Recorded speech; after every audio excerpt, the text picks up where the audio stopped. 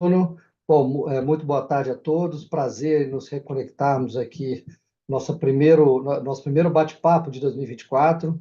Espero que todos tenham passado bem a virada de ano e as festas com seus familiares e amigos e desejo a todos um excelente 2024 com muita saúde e muito sucesso para todos vocês. Tá bom? Muito obrigado aqui por estarem conosco. Como o Bruno já avisou, vamos aqui bater um papo sobre o terceiro trimestre, né, do PICE.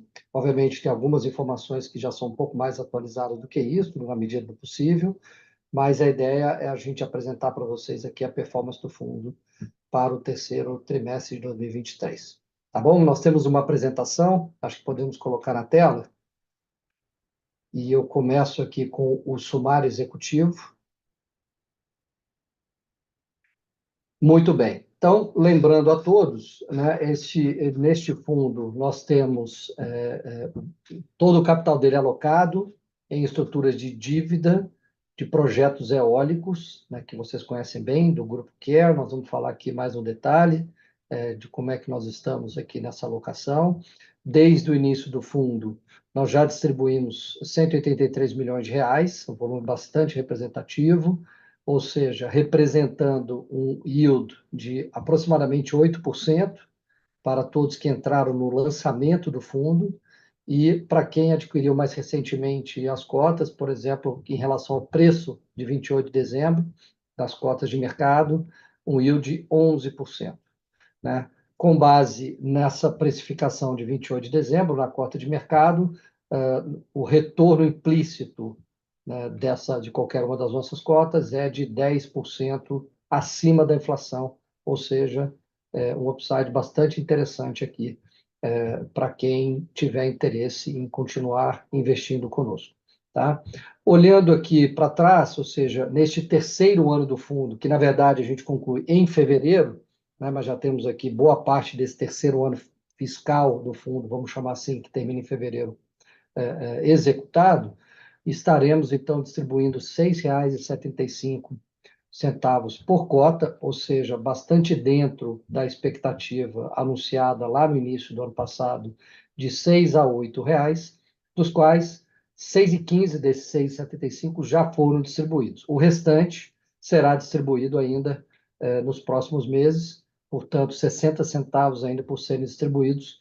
Porque isso, estamos agora já também trazendo para vocês o anúncio de que nos próximos 3 meses, janeiro, fevereiro e março, estaremos distribuindo 30 centavos por cota por mês. E vamos dar mais detalhes para vocês do porquê dessa redução nas cotas. Né? Tem aqui, obviamente, toda a explicação que nós vamos passar para vocês e explicar também como é que isso implica aqui para o fundo como um todo. Né? A gente acredita que o fundo ainda é um veículo bastante interessante, com uma estrutura bastante interessante de dívida e, portanto, continuamos aqui bastante otimistas com o retorno geral deste fundo, tá bom? E, obviamente, quando a gente olha para a cota de mercado, que senhores e senhoras que acompanham de perto aqui o nosso fundo, caiu bastante em função, desde a data do lançamento, por uma questão, uma questão principalmente conjuntural, no que diz respeito, né, ao andamento dos indicadores macroeconômicos, principalmente NTNB, nós vamos mostrar isso. Né? Então, teve uma redução, essa cota sofreu uma redução, portanto, ela representa, no valor de mercado, um upside de 55% para a cota patrimonial, que é, na nossa visão, aqui efetivamente reflete o valor intrínseco deste papel e dessa estrutura no longo prazo. Né? Vamos falar um pouco mais disso. E, obviamente, dada a precificação que ela tem hoje, representa um prêmio também muito significativo em relação tanto à NTNB quanto às debêntures de infraestrutura que são negociadas no mercado. Então, de novo, a gente continua acreditando que temos aqui uma ótima oportunidade de investimento, isenta, como todos vocês sabem, de imposto de renda, numa estrutura contratada no longo prazo, numa estrutura de dívida. Lembrando que o nosso fundo investiu em uma estrutura de dívida nos ativos que nós vamos detalhar para vocês, e, portanto, numa estrutura muito mais protegida do que uma, por exemplo, de equity que existe em outras situações. Tá bom? Então, acho que essa introdução são as principais mensagens. E agora eu passo a palavra para o Marcelo para que ele possa percorrer a apresentação e os detalhes do terceiro quarto de 2023. Por favor, Marcelo. Marcelo, muito obrigado. Queria agradecer a todos por estar aqui conosco no nosso webcast de resultados. É sempre um prazer estar aqui com vocês falando um pouco sobre o resultado do fundo, tá? Eu queria começar aqui só fazendo uma recapitulação da nossa estrutura de investimento, até para ajudar os novos investidores que talvez ainda não estão tão familiarizados com a nossa estrutura, tá? Então, o PICE, né, que é um fundo de investimento em participações em infraestrutura, investe em 3 projetos eólicos, mas diferente do que um fundo de participações tipicamente faz, que é comprar ações da companhia, no nosso caso, a gente fez um investimento em debêntures mezaninos, né, que é um instrumento de dívida, tá? Então, são 3 debêntures, cada uma das debêntures emitidas por 3 diferentes projetos eólicos, o projeto de Serrote, o projeto de Serra do Mato e o projeto de Afonso Bezerra. Esses projetos estão localizados na região nordeste do Brasil, né, mais particularmente no Ceará, no Rio Grande do Norte, tá? Esses projetos, eles têm contratos de venda de energia de longo prazo e a receita desses projetos, ela é sempre ajustada com a inflação, né? O que também conversa com o tipo de rentabilidade do nosso instrumento, que também é indexado à inflação. Tá. Os parques, eles estão 100% operacionais, eles entraram em operação entre 2021 e 2022, né? E as debêntures que nós investimos nesses parques são debêntures também com duração de 20 anos, tá? O retorno dessas debêntures, ele é um retorno definido em contrato, né? Por isso que a gente fala que ele é um retorno contratado, e a remuneração bruta das debêntures, sem contar os custos do fundo, né? Mas a remuneração bruta das debêntures é de IPCA mais 7,5, tá? Um ponto importante que a gente gosta de sempre lembrar aos nossos investidores é que o perfil de pagamento das 3 debêntures, né, dos instrumentos que foram investidos aqui pelo fundo, é customizado, né, de modo que o juro das debêntures, né, a rentabilidade de IPCA mais 7,5, ela é sempre incorporada mensalmente ao principal da dívida, e trimestralmente os projetos precisam aí fazer pagamentos a esse valor de principal que ele já está acruado do valor do juro das debêntures. E como que é feito esse pagamento? Ele é definido como um percentual do fluxo de caixa dos projetos. Tá? No jargão da indústria, essa mecânica ela é chamada de cash sweep, tá? No sentido que sempre que houver fluxo de caixa livre dos projetos, uma parcela desse fluxo de caixa livre precisa ser utilizada para fazer o pagamento das debêntures, que por sua vez o PIS usa esse caixa para distribuir dividendos mensalmente para os cotistas do fundo. Tá? Qual que é o benefício de você se investir num instrumento como esse, ao invés de um instrumento de participações típicos para um FIP? É que um instrumento de dívida costuma ter menor risco, porque ele é prioritário na estrutura de capital em relação ao acionista do projeto, né? O mecanismo de cash sweep ele dá prioridade no recebimento de fluxo de caixa para o PICE. Existe todo um pacote de garantias que está associado a essas debêntures, né, incluindo as próprias ações dos projetos. Tá? E no caso particular das debêntures que o PICE detém, que não é comum para outras debêntures de projetos de infraestrutura, é que existe um direito de governança ativa do Pátria nos projetos, né? E uma série de matérias que são relevantes para a gestão do negócio, como aprovação de orçamento, estabelecimento de contratos materiais e uma série de temas que são sensíveis para a operação. O Pátria, como gestor do fundo, que é detentor das debêntures, tem essa governança ativa nos projetos, então a gente sempre está muito perto fazendo o monitoramento desse investimento. Tá? Então, agora que eu falei um pouco e recapitulei sobre a estrutura do investimento, a gente queria atualizar um pouco agora vocês sobre a performance dos parques, tá? Então, do ponto de vista de disponibilidade técnica, os parques continuam operando com uma boa performance, então a disponibilidade que representa o período de funcionamento adequado das máquinas tem sido em linha ou acima do esperado. Então, Serrote está dentro do esperado com 97% de disponibilidade, Serra do Mato e Afonso Bezerra está até um pouco acima do esperado, com 98% e 99% de disponibilidade, respectivamente. Tá? Quanto à geração de energia, como a gente já vinha mostrando nos nossos relatórios mensais, que a gente disponibiliza no site do fundo, a geração vem vindo abaixo do esperado, como a gente consegue ver nos três gráficos da parte inferior dessa página, tá?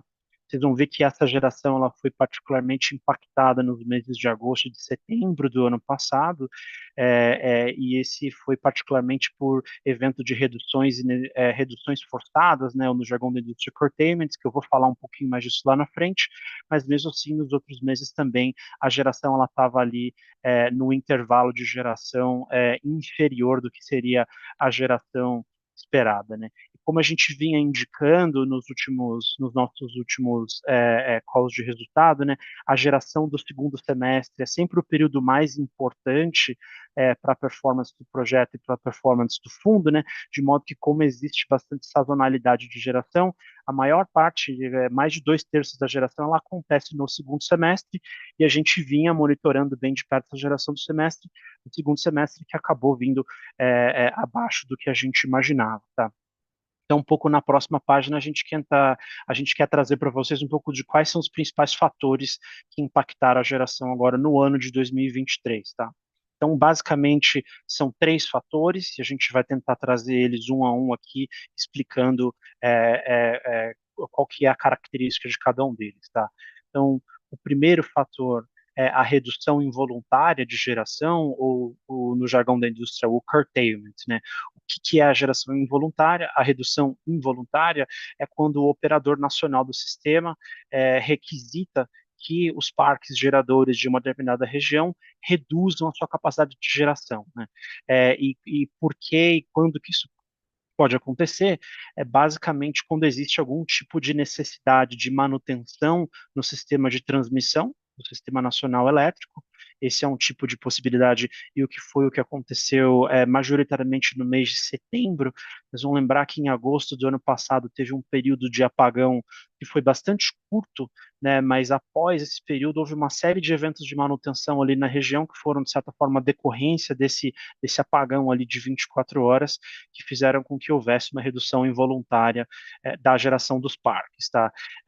A redução involuntária também pode ser causada por falta de demanda de energia. A gente viu isso acontecendo também numa segunda, como um segundo efeito, mas o efeito principal na nossa visão é basicamente as paradas do sistema de transmissão, tá? Então isso explica parte da redução de geração, principalmente nos meses de agosto e setembro, e aqui a gente até tenta quantificar e trazer aqui para vocês o que teria sido a geração caso não tivesse ocorrido esses eventos de redução involuntária, tá? Então, os meses de agosto e setembro teriam sido é, bem melhores do que seria o esperado. Mas, de toda forma, mesmo que não tivesse tido nenhum evento de apagão, que inclusive foi bastante pontual no mês de agosto e setembro, ainda assim a geração foi um pouco abaixo do esperado, e o segundo motivo que explica isso é a velocidade do vento. Tá? A gente vinha discutindo com vocês nos últimos calls de resultado que o vento vinha vindo abaixo do esperado ao longo de 2022 por conta do efeito climático Laninha, e que esse efeito estava convergindo para o efeito El Niño, que é um efeito e que tipicamente é mais propício para uma maior velocidade de vento. E de fato houve uma transição do fenômeno climático da Laninha para o El Niño. A gente está oficialmente no período de El Niño, como a gente vem comunicando nos nossos relatórios mensais. Isso, de fato, provocou uma melhoria com relação à velocidade do vento com relação ao ano de 2022, mas essa melhoria de velocidade do vento, ela ocorre de maneira não necessariamente uniforme em todas as regiões, né? De modo que nas regiões, particularmente aonde os projetos da CARE estão posicionados, houve uma melhora ainda que parcial da velocidade do vento, tá? Então, se a gente tivesse que ajustar aí pelo efeito do vento, a geração poderia ter sido melhor, tá? É, um ponto que a gente sempre gosta de reforçar com relação ao tema de velocidade de vento, esse efeito climático, é que esse é um efeito que costuma ser cíclico, tá? Então, para ilustrar para vocês esse fenômeno, a gente trouxe aqui, por exemplo, os últimos 10 anos de geração, os últimos 10 anos de velocidade de vento, desculpas, em que você consegue ver que no período de 2012 até 2017 foi um período em que todos os anos a velocidade do vento foi acima da média de longo prazo, tá? E aí aqui a gente usa como referência a média de longo prazo dos últimos 40 anos para fazer essa análise, tá? e nos anos de 2018 até 2023, todos os anos foram, de fato, abaixo da média do longo prazo, né? O que nos parece é que a gente está saindo agora de um período de baixo vento, potencialmente entrando num período de vento mais forte, né? Então, agora, o ano de 2024, a gente vai continuar monitorando isso para ver como é que vai ser a disponibilidade de velocidade de vento para o próximo ano, tá? Então, essa é a discussão de velocidade de vento, que é importante a gente pensar na nossa visão, esse é um tema cíclico, tá? E existe um terceiro elemento que a gente está estudando, que pode potencialmente explicar uma geração histórica menor do que o esperado, que é o efeito aerodinâmico, tá? O que é o efeito aerodinâmico? Ele ocorre devido a uma menor energia eólica capturada pelas turbinas devido ao perfil do comportamento do vento, tá? Em outras palavras, são efeitos que eles englobam a interação aerodinâmica entre as várias turbinas espalhadas pelo parque e como é que o vento passa ao longo dessas diversas turbinas, tá? De modo que você pode criar um perfil de vento em que você não consegue capturar toda a energia ali disponível, tá? Isso geralmente causa do ponto de vista técnico, algumas perdas de geração, você consegue gerar um pouco menos do que toda a velocidade de vento proporcionaria, e isso tipicamente é considerado nos estudos de vento, tá? Então, todos os estudos que nós fizemos na época da estruturação desse projeto, eles levavam em consideração que existiria uma perda aerodinâmica, e o que a gente está fazendo agora é rever esses cálculos, tá? A gente está refazendo as certificações de vento, isso requer uma coleta de dados que é bastante longa, que é bastante minuciosa, que ela está em andamento, e com isso a gente vai ter a possibilidade de reavaliar se de fato a perda aerodinâmica vai ser maior ou menor daquilo que estava previsto inicialmente, tá?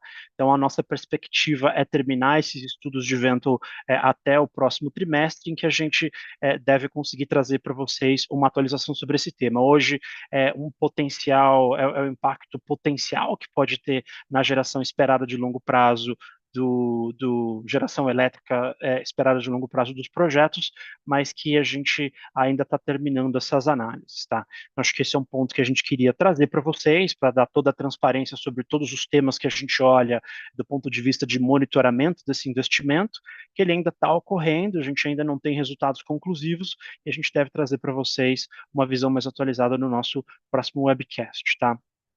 Então, acho que um ponto que agora que a gente teve a chance de explicar esses pontos que impactam a geração elétrica dos projetos, né, sabendo que existe essa potencial variação na velocidade do vento da geração eólica ou na própria geração dos projetos, é exatamente por isso que o PIC fez esse investimento via o mecanismo de dívida, porque ele traz proteções estruturais para os cotistas do fundo, né? E aí aqui eu queria aproveitar para falar um pouco nessa página sobre como funciona as proteções, os instrumentos os mecanismos de proteção que o fundo conta para aliviar os efeitos de variabilidade de geração para os nossos cotistas, tá? Então, como o fundo investiu em dívida nesses parques eólicos e a gente recebe parte do fluxo de caixa livre do projeto, o PIS sempre tem prioridade no recebimento desse fluxo de caixa. Tá? Então, a gente até trouxe aqui alguns cenários de como é que funciona a geração de caixa e quanto que o PIS recebe para mostrar para vocês como isso funciona na prática, né? Então, cenário A, do lado direito da página, é como se a geração tivesse linha com o esperado, então a geração livre de caixa dos projetos está de acordo com o esperado. Nesse caso, a nossa debênture prevê que o PIS receberia 50% de todo esse fluxo de caixa livre, tá? Num cenário em que a geração pode ser ligeiramente abaixo do esperado, que seria o cenário B, a nossa debênture conta com um mecanismo em que o PIS tem direito a receber proporcionalmente mais desse fluxo de caixa livre, de modo que, mesmo que a geração de caixa seja um pouco abaixo do esperado, como a gente compensa recebendo um percentual maior, não existe impacto para o cotista do fundo do ponto de vista do yield. Tá? Então, a nossa debênture conta com isso. Por outro lado, o limite máximo do quanto o PIS recebe do fluxo de caixa livre desses projetos é 90%. Então, se a geração de caixa dos projetos estiver de fato muito abaixo do esperado, que seria o cenário C desenhado aqui, mesmo com o PIS recebendo 90% do fluxo de caixa, ainda pode ser abaixo daquilo que seria o yield o yield esperado inicialmente se a geração tivesse dentro daquilo que foi desenhado como caso base do fundo, que é de fato onde a gente está agora, tá? Então, os projetos geraram de fato abaixo daquela banda inferior da geração esperada. Então, a gente está recebendo menos fluxo de caixa dos projetos, logo, isso impacta a capacidade do fundo em distribuir dividendo para os cotistas mensalmente, tá? Mais um benefício bastante significativo desse investimento ser feito num instrumento de dívida é que o fato de que o pagamento para o fundo seja um pouco menor, todo o juro que é contratado por essas debêntures, ela se capitaliza no valor principal que os projetos devem para o fundo, de modo que no momento em que você tem uma retomada da geração ou no momento em que você tem crescimento natural dos fluxos de caixa desses projetos, que é esperado naturalmente para um projeto de infraestrutura dessa natureza, a gente vai sempre tomando mais e mais proporcionalmente desses fluxos de caixa, de modo que no longo prazo existe uma tendência de que você pode reverter o yield esperado do fundo para aquilo que era esperado inicialmente, tá? Então, na nossa visão, a redução de yield ela tende a ser temporária, ela pode durar um tempo aqui, mas depois ela tende a voltar conforme a geração do projeto tende a se normalizar, tá? Então, acho que esse é um efeito super importante e é exatamente por isso que o Pátria, quando fez a estruturação desse investimento, fez uma estruturação via debênture e mezanino para proporcionar essas proteções, né, e essa menor volatilidade no yield do fundo para os cotistas do fundo, tá? Então, acho que é um pouco dessa mensagem que a gente queria passar aqui sobre como o nosso instrumento de dívida mitiga o efeito de geração que está um pouco abaixo do esperado, tá? Acho que passando para a próxima página aqui, a gente queria dar uma atualização, então, sobre como está a performance do fundo do ponto de vista de valor patrimonial, tá? Então, aqui a gente olha para a evolução do valor patrimonial do PIS comparada com a NTNB, os títulos de tesouro atrelados à inflação, e nesse caso a gente usou aqui a rentabilidade da NTNB 35 como se ela tivesse marcada na curva, né, para simular um caso de um investidor que, no determinado momento, lá no começo do PIS, tivesse, por exemplo, comprado, né, um montante de NTNB e um montante de PIS, como é que essas curvas se comparam, né? Então, hoje, a cota patrimonial do PIS está em R$ 108,06. Quando a gente soma isso com todos os dividendos que o PIS já distribuiu para os cotistas, que são R$ 24,15 por cota, dá um retorno acumulado de R$ 132,20, tá? A NTNB, se ela, para alguém que tomou ela na curva e também levou em consideração todos os pagamentos semestrais que as NTNBs fazem, ela estaria aí algo como em torno de R$ 127 acumulado para quem olha isso do ponto de vista de marcação na curva, tá? Uma outra maneira de olhar a rentabilidade do fundo, que é o que a gente mostra na nossa página, é de fato a performance do fundo a preços de mercado. A gente faz aqui exatamente a mesma comparação, né? O que seria o valor da cota do PIS ajustado pelos dividendos e o valor da NTNB marcada a mercado, também ajustado pelas distribuições, né? Então, hoje, um investidor que comprou uma cota do PIS lá em março de 2023 e coletou todos os dividendos que foram pagos desde então, ele teria um valor de cota ajustado pelo dividendo de R$ 93,94, né? Enquanto que esse mesmo investidor investindo numa NTNB, ele teria hoje o valor marcado e acumulado de R$ 108, tá?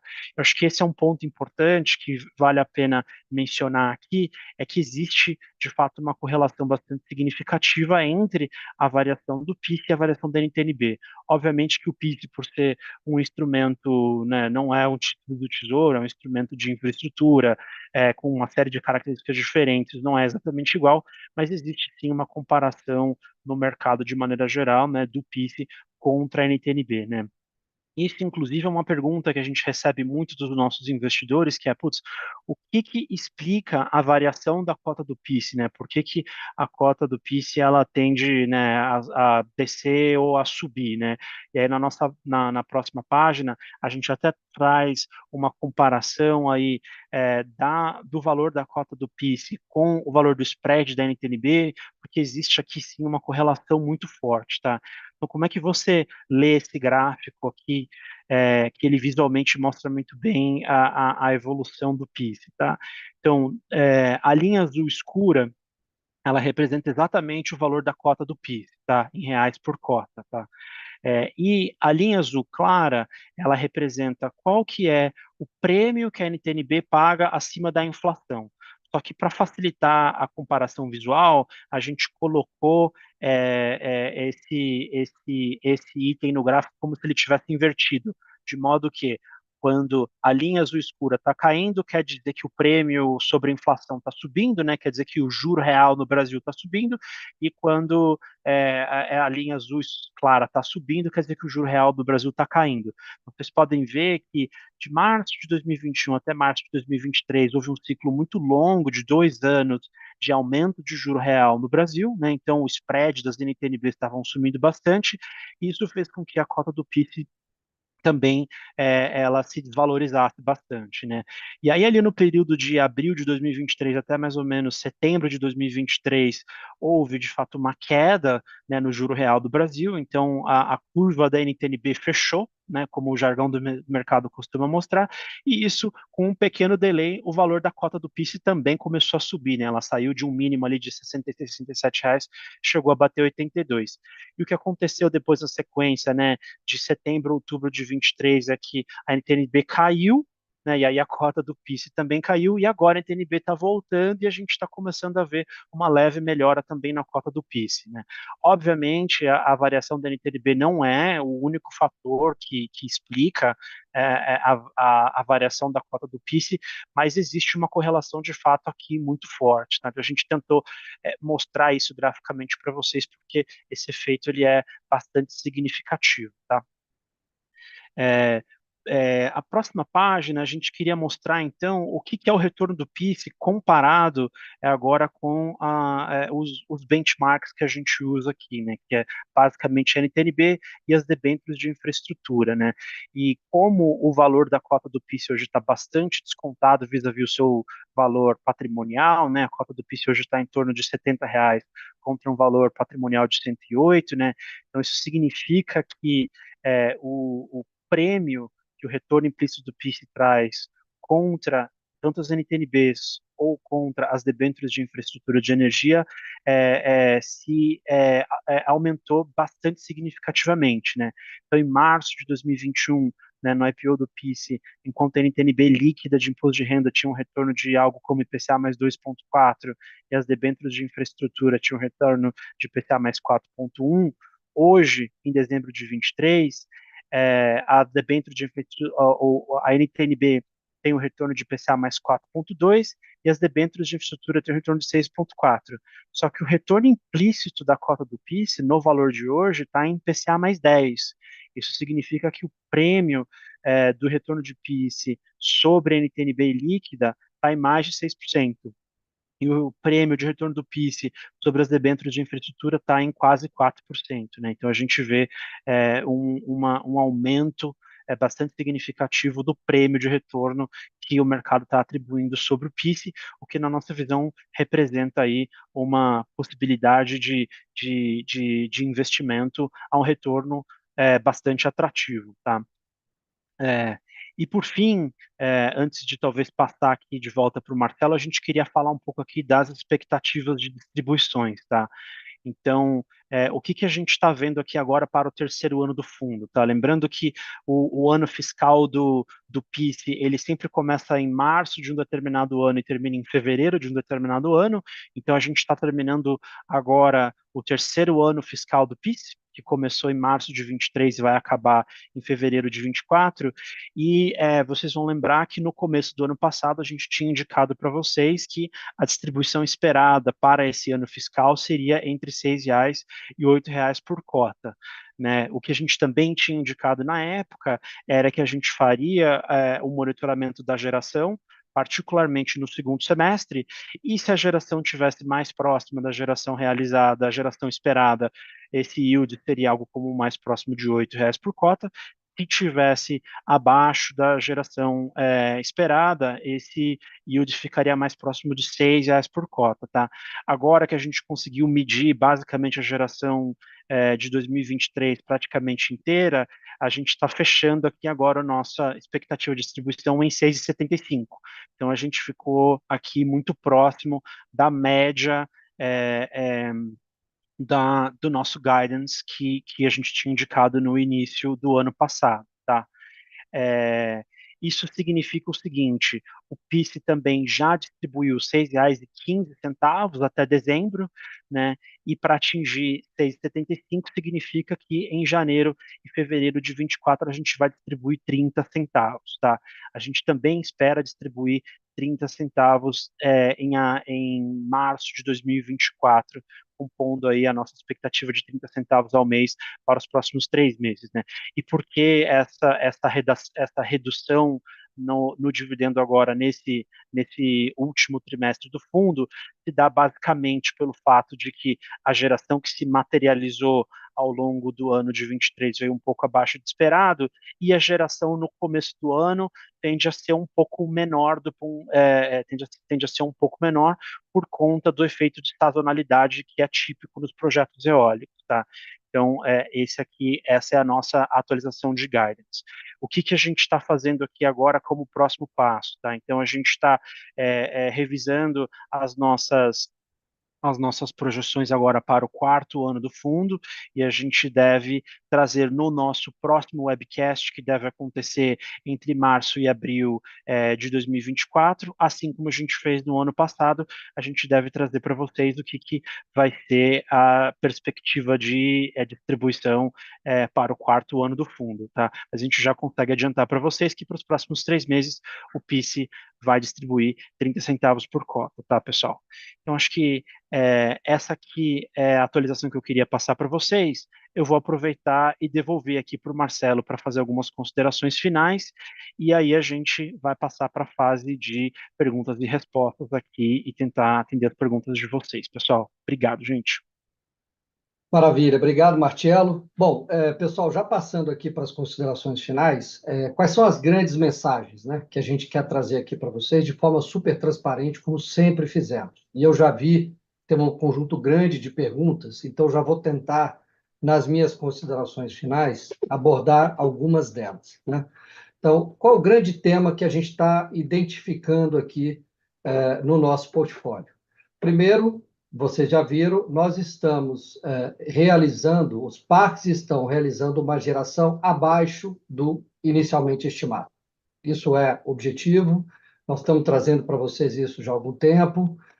Obviamente, tem efeitos de vento, que são cíclicos, e o que a gente está fazendo agora, dado aqui o nosso dever fiduciário para com vocês, investidores, nós estamos, junto com a CARE, atualizando todas as certificações, né? Nós estamos contratando, já contratamos, na verdade, 3 certificadores internacionais e nacionais para validar toda a expectativa de vento, dada a questão, vamos chamar assim, pós-construtivo, né? As certificações de vento, elas são feitas lá no início, com base no histórico das medições, etc. Agora, existe geração real, vento medido nos aerogeradores e etc. Então, a gente está fazendo um trabalho super detalhado para efetivamente trazer mais conclusões e diagnósticos precisos para poder informar a vocês o que a gente está vendo com relação à dinâmica deste fundo, tá? E das operações. Qual o grande tema aqui? Já trouxemos para vocês algumas conclusões preliminares, né? O Marcelo, por exemplo, apresentou para vocês toda a dinâmica, todo o conceito do efeito aerodinâmico, né? Ou seja, já identificamos que existe um efeito aerodinâmico impactando a geração dos parques. Identificamos que o vento médio está abaixo do inicialmente medido lá atrás, né? Mas, de novo, neste caso do vento médio, sabemos que existe toda a questão cíclica e que, idealmente ou naturalmente, deveria voltar. Mas o fato é, a gente está aqui fazendo um trabalho super diligente, super profundo, para fazer um diagnóstico detalhado, por isso que, já mencionado pelo Marcello, a gente espera no próximo trimestre ter essas conclusões muito mais evidentes e divididas com vocês aqui. Obviamente, estamos vendo uma geração mais baixa, portanto, uma geração de caixa mais baixa, e isso tem nos levou agora a fazer uma redução, né? A gente estava distribuindo um volume representativo, mas ainda assim, já no ano passado, com uma geração também abaixo do esperado, e agora tivemos que fazer uma nova redução, né? Obviamente, para a gente poder dar uma visão de mais longo prazo para vocês, a gente precisa dessas conclusões. É o que a gente está fazendo com, como disse, consultores de primeira linha e etc. Agora, qual é a boa notícia, né? Então, a situação de momento é: este tipo de situação impacta o dividendo de curto prazo, que na medida que você não gera caixa, mesmo com aqueles mecanismos de proteção, no curtíssimo prazo, a gente não consegue pagar um volume representativo de dividendo para vocês. No entanto, nós estamos falando aqui, e eu acho que essa é a boa notícia, de uma estrutura de dívida mezanino com cash sweep, com proteções, e na medida que a gente não vai sendo pago agora, isso vai sendo capitalizado para que seja pago no futuro. Então, de novo, comparado com o investimento de equity, se fosse o investimento de equity, essa estrutura, essa geração menor já teria sido perdida, você não recupera depois para frente.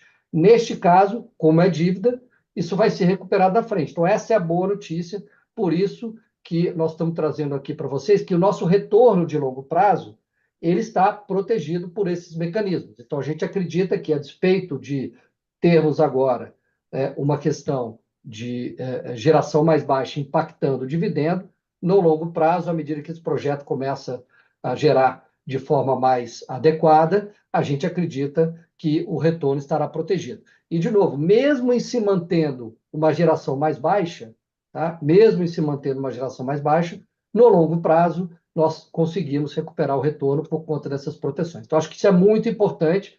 Tem, obviamente, esse efeito de momento, de curto prazo, de impacto no yield, mas no longo prazo, a estrutura ela é bastante protegida.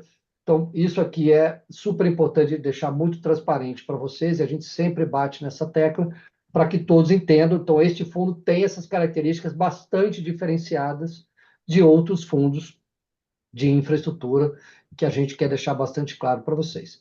Com base nisso, né, a gente está completando essa distribuição de 6,75, agora fechando o ano no final de fevereiro, né, e na medida em que a geração de caixa volte, nós vamos, então, trazendo o dividendo de uma forma mais representativa para todos vocês. Agora, dado tudo isso, a cota de mercado está bastante abaixo da cota patrimonial, que é o que nós já dissemos, que na nossa visão reflete a realidade de retorno dessa estrutura e, portanto, um upside bastante representativo. Eu vi que tem várias perguntas aqui para a gente responder, eu já tentei aqui nessa minha conclusão, né, sobre qual é o tema principal que a gente está enfrentando nesse ativo, já respondi várias delas, mas, de novo, ainda assim, acho que tem algumas que a gente vai continuar respondendo. Então, Bruno, por favor, nos ajude aqui com as perguntas para que a gente possa, então, endereçar todas elas. Obrigado a todos. Vou tentar passar aqui pelas perguntas que muitas aqui eu acho que já foram respondidas, mas algumas aqui ao longo do webinar eu acho que a gente pode reforçar. Uma delas que surgiu aqui é se existe no final, né, da debenture, eu acho que o Marcelo reforçou bem que tem um tema de curto prazo aí no pagamento, mas se no final da debenture existe o risco de não pagamento pelos acionistas no final do contrato das debentures, né? Se até o prazo final, se existe esse risco. Quer pegar essa, Martial? Eu pego.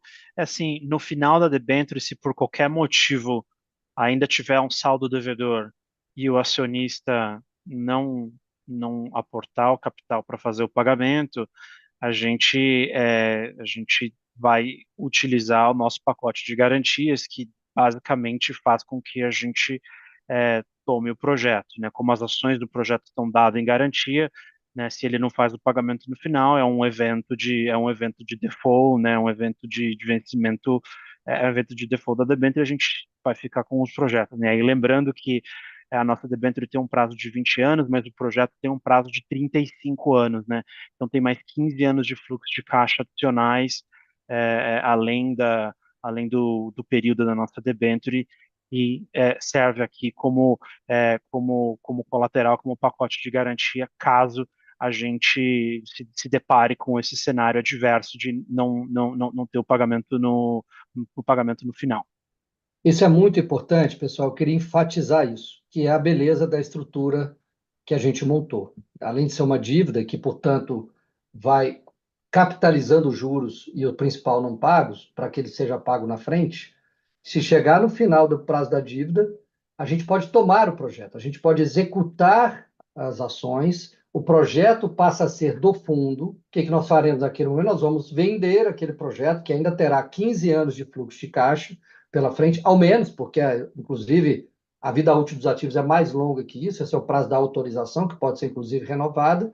A gente pode, então, vender e pagar a todos, né? Então, sim, são mecanismos muito, muito fortes de proteção para a estrutura que está aqui desenhada, e, de novo, só vai acontecer se o projeto continuar gerando mal para o resto da vida, e ainda assim nossa dívida for, naquele prazo final, não for paga. Mas, de novo, não é o que a gente acredita que mesmo no regime de baixos ventos, mesmo que abaixo do previsto, essa dívida tem todo o potencial de ser paga dentro do prazo estabelecido. Tem algumas perguntas aqui, obrigado Marcelo e Marcello. Tem algumas perguntas aqui a respeito do curtailment, que é aquela geração, a parada de geração ali forçada pela agência.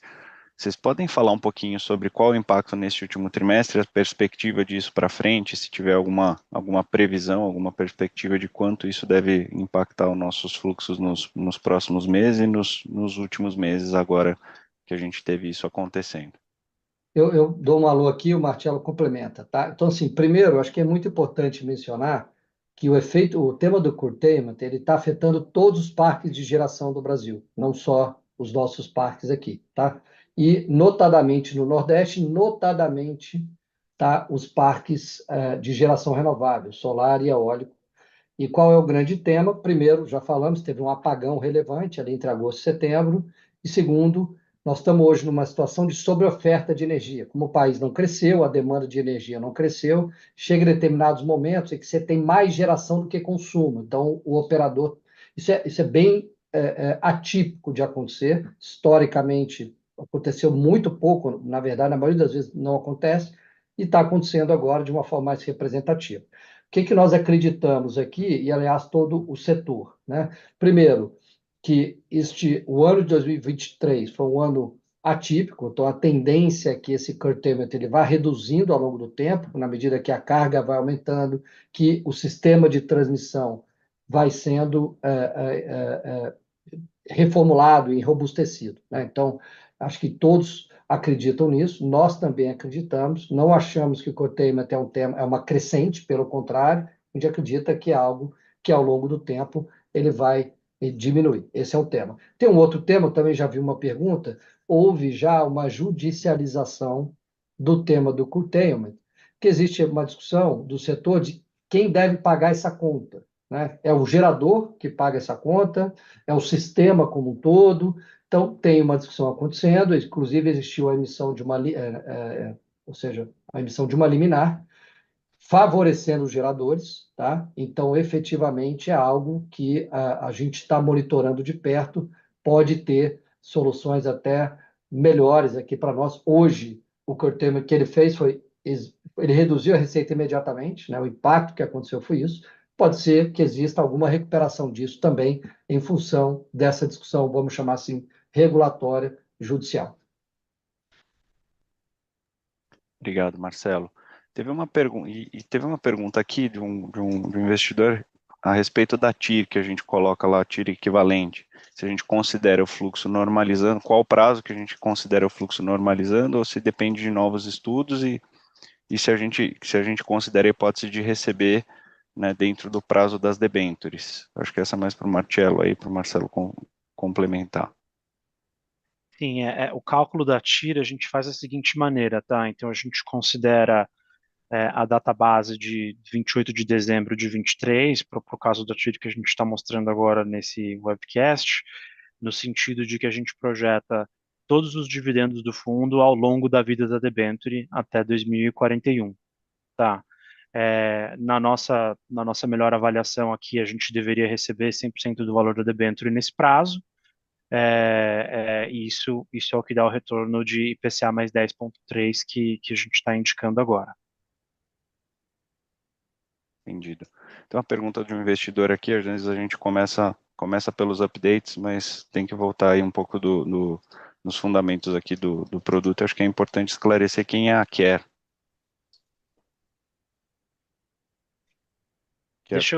Deixa que eu pego essa aqui, gente. A Care, ela é uma empresa francesa especializada no desenvolvimento e operação de projetos renováveis, tá? Então, eles têm operação em algumas dezenas de países, principalmente na Europa, no Brasil e na América do Norte, tá? A Care hoje, ela tem mais de 1 gigawatt de capacidade instalada em operação e mais 2 gigawatts de capacidade instalada em construção. Tá? A Care é uma empresa bastante séria e que possui acionistas muito robustos. Tá? Os acionistas da Care hoje, basicamente, é o Fundo Soberano da França e um fundo de infraestrutura holandês bastante significativo, bastante capitalizado. Recentemente, eles fizeram um famoso round de captação bastante significativo no ano passado para implementar uma série de projetos que eles estão construindo ao longo do mundo. A operação do Brasil para a Care é super importante, tá? Porque desse 1 giga que eles têm em operação, metade está aqui no Brasil. Então, eles estão muito focados, são muito sérios com a operação deles no Brasil, e a gente tem um relacionamento muito bom com eles aí como interlocutores que são bastante experientes e bastante conhecedores do mercado de energia renovável no mundo. Obrigado, Marcelo. Eu vou fazer uma última pergunta aqui, que também surgiu. Acho que a gente tem respondido várias das perguntas aqui em paralelo aqui, do mesmo tipo, e obviamente algumas mais específicas, depois a gente vai fazer follow-up logo na sequência do call, mas tem uma última aqui, que eu acho que eu vou passar por Marcelo, sobre a nossa visão de preço de energia a longo prazo no Brasil. Se tem a possibilidade de aumentar esse ano, e se viabiliza aí novos projetos greenfield eólicos aqui, por exemplo. Tá bom, eu vou pegar essa e eu vi que tem mais uma pergunta aqui que eu acho que vale a pena responder. Eu acho que as demais, né, ou seja, a gente, de uma forma geral, acho que eu expliquei, as principais perguntas aqui têm a ver exatamente com essa questão do vento, da geração, do dividendo de curto prazo, etc. Se alguém ainda entender que tem alguma dúvida adicional, né, o Bruno, no final, vai deixar para vocês os nossos contatos, nós teremos prazer em responder para vocês, tá? Mas com relação ao preço de energia, primeiro, qual o tema, né? Acho que vocês acompanharam, o Brasil passou recentemente por dois fenômenos muito importantes. Primeiro foi a sobreoferta de energia, que eu mencionei, e segundo foi por um regime de chuvas, principalmente de 21 a 23, bastante abundante. Isso fez com que os preços de curto prazo no Brasil caíssem muito, né? Dado que o preço spot no Brasil era calculado através de um modelo matemático, que leva bastante em consideração as vazões, né, e os reservatórios. Então, caiu bastante. O que está acontecendo agora? Coisa muito recente. A gente está vendo a chuva acontecendo, mas ela tem sido abaixo do esperado, né? E o que está acontecendo é que a gente começa a ver uma retomada do preço de energia, tá? Principalmente olhando para 25, 26 e 27, tá? E, então, esse preço já está começando a voltar. Se vai ser uma tendência de aumentar muito mais, não sabemos, né? Essa questão tem muito a ver com uma série de variáveis, é difícil controlar, mas o fato é que hoje a gente já consegue ver um preço de energia mais alto para os próximos anos. Agora, o que é relevante aqui para o nosso caso? Que todos os parques já estão com toda a energia contratada por um prazo bastante longo, tá? Então, isso é bem relevante aqui, ou seja, tem ainda um prazo remanescente de 20 anos de contrato, e, portanto, ou seja, 15 a 20 anos, e, portanto, a gente não corre aqui o risco, pelo menos no curto prazo, né, e no médio prazo, de recontratação de energia a um preço mais baixo, porque os PPAs já estão contratados. Então, acho que esse é um tema aqui bastante importante, tá? Bom, agradeço a todos pelas perguntas, pelo engajamento, acho que cada vez mais participantes aqui, sempre conectados conosco. A gente tem aqui um e-mail nosso, que é o ri.pice11@patria.com, também pode ser acessado pelo nosso site, pice11.com.br. A gente fica à disposição mesmo depois aqui do call, a gente responde com bastante celeridade. Obrigado aqui pela participação do Marcelo e Marcello, que também estão à disposição sempre. É um produto muito interessante. A gente continua aqui investidos, né? O Patria tem uma participação relevante nesse produto. Nós aqui, pessoalmente, temos participação nesse produto. A gente continua aqui muito positivo em relação aos próximos passos. Obrigado de novo pela participação e então vou só repetir o e-mail aqui. Alguns perguntaram, é ri.pice11@patria.com.